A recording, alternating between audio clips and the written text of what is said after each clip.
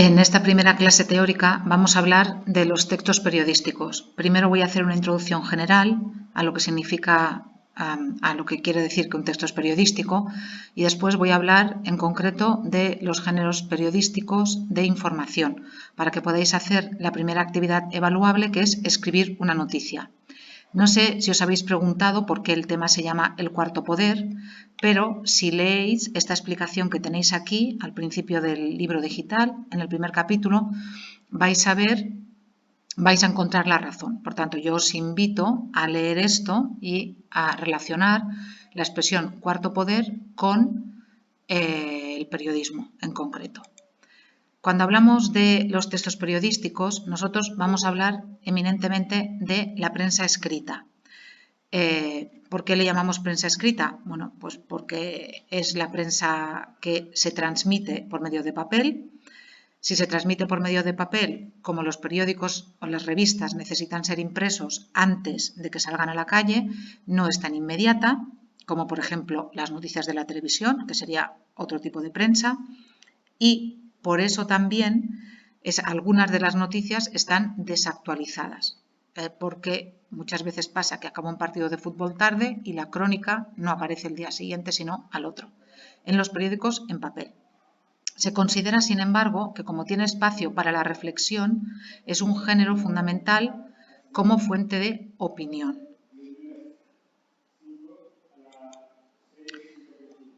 Cuando hablábamos de la estructura de un periódico, si os fijáis, por ejemplo, en la cabecera, veis, por ejemplo, esta cabecera que tenéis aquí de La Vanguardia, aquí tenéis la cabecera y luego tenéis las diferentes secciones de esta cabecera. Tenéis al minuto, tenéis internacional, política, opinión, vida, deportes, etc.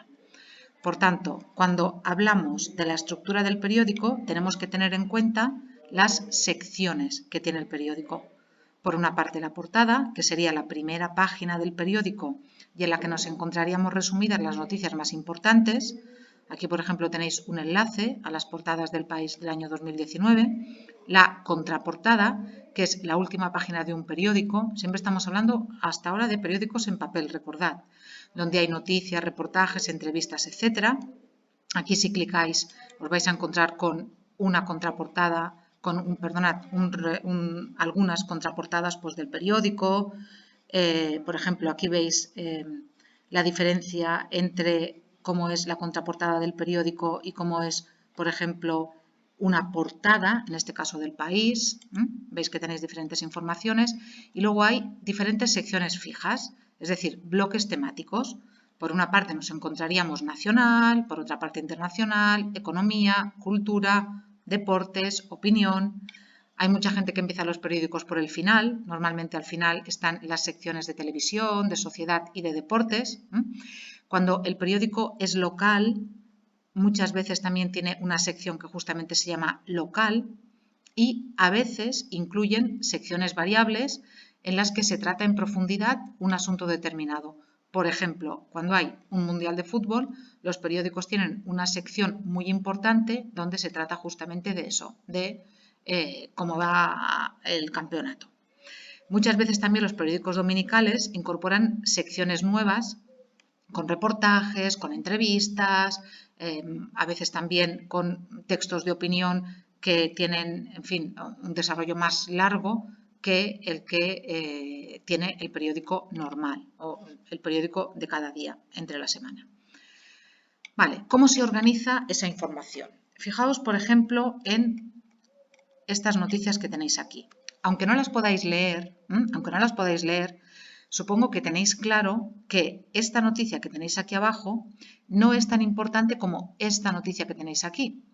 E incluso de estas 4 noticias que tenéis aquí, la más importante es la que tenéis en esta parte. ¿Por qué? Bueno, la información se jerarquiza, es decir, en los periódicos toda la información no tiene el mismo rango. ¿Y se jerarquiza de qué manera? Las noticias más importantes o las informaciones más importantes son las que ocupan más columnas. Fijaos aquí, 1, 2, 3, 4, 5 columnas y aquí 1, 2, 3, 4, 5 columnas. En este caso también las noticias más importantes son las que tienen el titular de mayor tamaño. También las noticias importantes suelen incluir una imagen, ¿veis?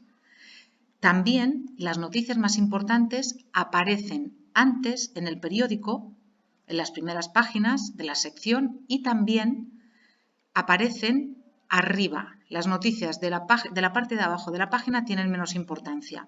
Y después también, es muy curioso, pero las noticias que aparecen en la página impar, cuando abrimos el periódico para entendernos lo que nos queda a la derecha, serían las noticias que también son más importantes porque es hacia allí, hacia donde se va nuestra vista cuando nosotros leemos el periódico.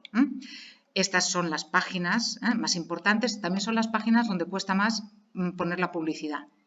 No sé si os lo habéis planteado alguna vez, pero los periódicos no viven, y ahora menos, de vender ejemplares. Los periódicos viven básicamente de la publicidad.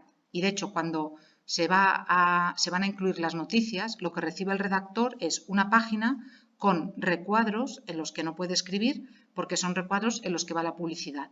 Y ellos tienen que acortar sus informaciones para que quepan en el espacio que les ha dejado el redactor. Todo eso era para los periódicos impresos. ¿Qué es lo que está ocurriendo últimamente? Pues lo que está ocurriendo últimamente es que los periódicos impresos, para entendernos, los periódicos en papel, están perdiendo por completo la batalla frente a los periódicos digitales. De hecho, absolutamente todos los periódicos que ahora mismo se imprimen en papel pierden dinero. Y pierden muchísimo dinero. Entonces me diréis, ¿y cómo puede ser o por qué siguen publicándose? Bueno, siguen publicándose muchos porque reciben ayudas y otros porque están dentro de grupos editoriales y hay otras secciones de ese grupo editorial que pueden, de alguna manera, sufragar los gastos que supone el periódico en papel. Es, por ejemplo, el caso del País. El País pertenece a un grupo que es el Grupo Prisa y, por ejemplo, dentro del Grupo Prisa tienen los libros de la editorial Santillana. Entonces, a esos libros dan muchísimo dinero y, de alguna manera, sirven para tapar el agujero enorme que ahora mismo supone el periódico en papel. ¿Qué está ocurriendo ahora? Bueno, que los periódicos en la red, los periódicos online, son los que se están comiendo el territorio de los periódicos originales en papel. ¿Por qué? Bueno, pues tienen muchas ventajas. La primera ventaja es que las noticias se propagan a tiempo real. Ya no tenemos que esperar al día siguiente para leer el periódico con la noticia, sino que es prácticamente inmediata. Además de todo eso, fijaos, muchas veces esos periódicos online son gratuitos. Claro, que ese también es un debate pues, que hay que abrir, porque claro, los periodistas tienen que cobrar un sueldo. Los periodistas no trabajan por amor al arte. Y si los periódicos son gratuitos, ¿de qué viven los periodistas? Entonces, eso también hay que tenerlo en cuenta, pero sí que es verdad que la inmediatez de la red hace que todos los que antes comprábamos periódicos en papel, yo la primera, ahora lo primero que hacemos es entrar en Internet a leer las diferentes versiones de los periódicos. Cuidado, no todos son gratuitos, Hay periódicos a los que tienes que estar suscrito para poder leer las noticias y parece que es una tendencia que se va extendiendo cada vez más. Claro, sí. El periódico en la red tiene la ventaja de que es instantáneo, lo que no puede hacer es crear opinión. Me refiero con eso a que los periódicos en la red pueden publicar la noticia enseguida prácticamente, pero no la reflexión sobre la noticia. Entonces, muchas veces la opinión la vamos a buscar o en el mismo periódico digital, pero al día siguiente o más tarde, o si no, en un periódico en papel. Otra cosa más que tienen los periódicos online, que es maravillosa, es que tienen páginas web interactivas que permiten al lector interactuar con el medio en forma de respuesta de encuestas, de foros. También se pueden visitar noticias anteriores o relacionadas u otras webs con links, esto es con enlaces, eso es lo que se llama hipertextualidad, que de hecho es lo mismo que pasa aquí. O sea, yo tengo un texto y luego pongo un enlace. Pues los periódicos hacen lo mismo. También pueden incluir vídeos, audios y otros muchos recursos que serían impensables para la prensa en papel.